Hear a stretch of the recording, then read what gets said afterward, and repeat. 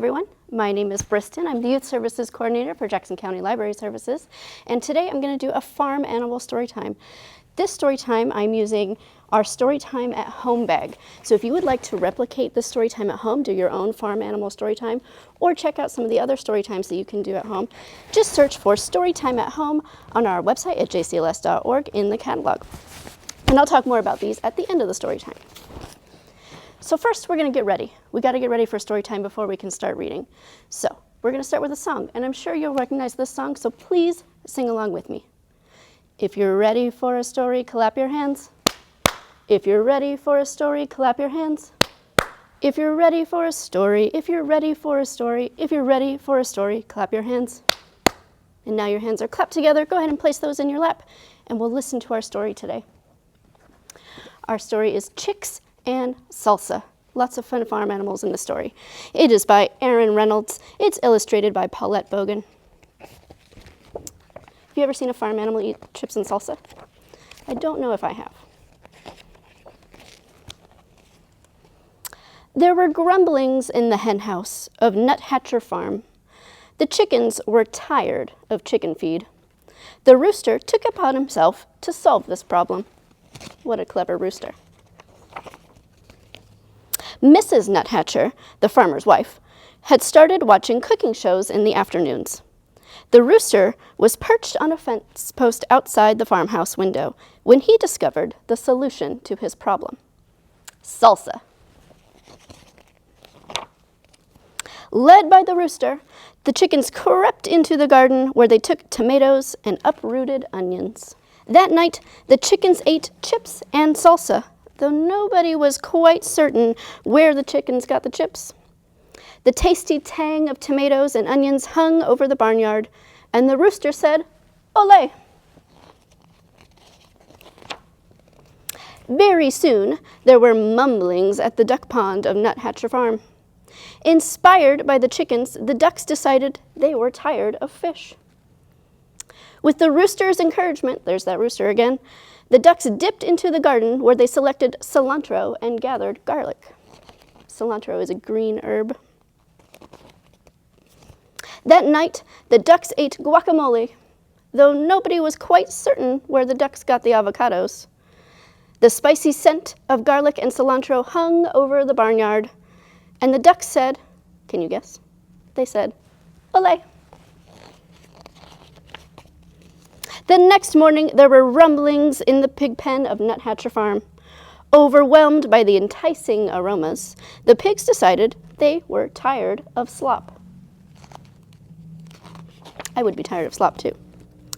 While the rooster, that rooster again, distracted Farmer Nuthatcher, the pigs plodded into the garden where they borrowed beans and chopped chilies. Those are some spicy chilies. That night, the pigs ate nachos, though nobody was quite certain where the pigs got the nacho cheese. The delightful deliciousness of cheese and chilies hung over the barnyard, and the pigs said, can you say it with me? Ole. As everyone knows, when a passion for southwestern cuisine takes hold of farm animals, and so many sumptuous, spicy, savory scents collide in the barnyard, it can only lead to one thing. What do you think that one thing is? A fiesta, a party. The roosters got things organized, then returned to his fence post to watch for a good enchilada recipe. The horses decorated the barn, and the bull practiced his Mexican hat dance, though nobody was quite certain where the bull got the sombrero.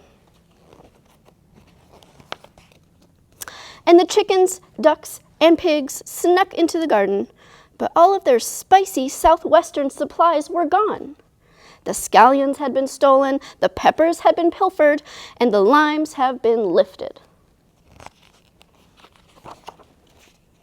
But there were slurpings in the kitchen of Nuthatcher Farm. Stirred by the succulent smells in the barnyard, Mrs. Nuthatcher had decided to make tamales for the county fair. A saucy sweetness hung over the farmhouse kitchen, and Mrs. Nuthatcher said, can you guess? Ole. Disappointed, the animals canceled the fiesta. Boo.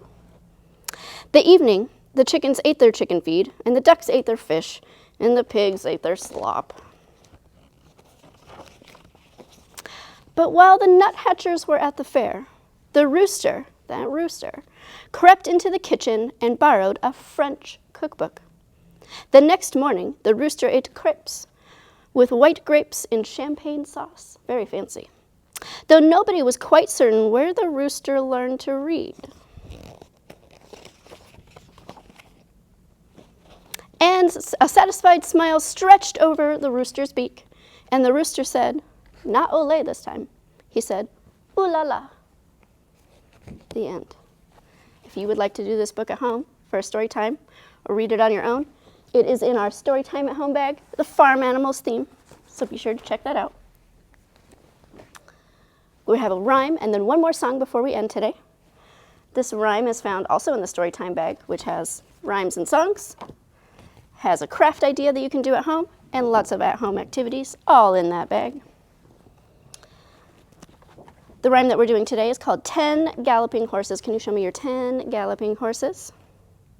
So 10 galloping horses came through the town.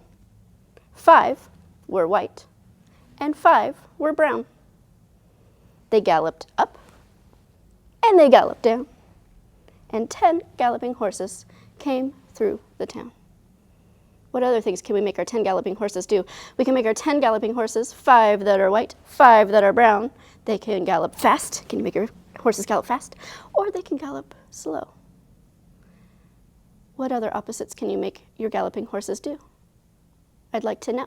Check out the bag. Do the rhyme on your own. And that is all for our very short story time today.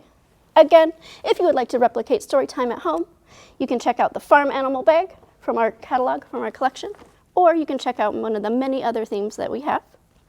And we will go ahead and end with a goodbye song. The tune will sound familiar. Our story time is over, wave goodbye. Our story time is over, wave goodbye. Our story time is done. I hope you had some fun. Our story time is over, wave goodbye. Thanks for listening, and we'll see you soon.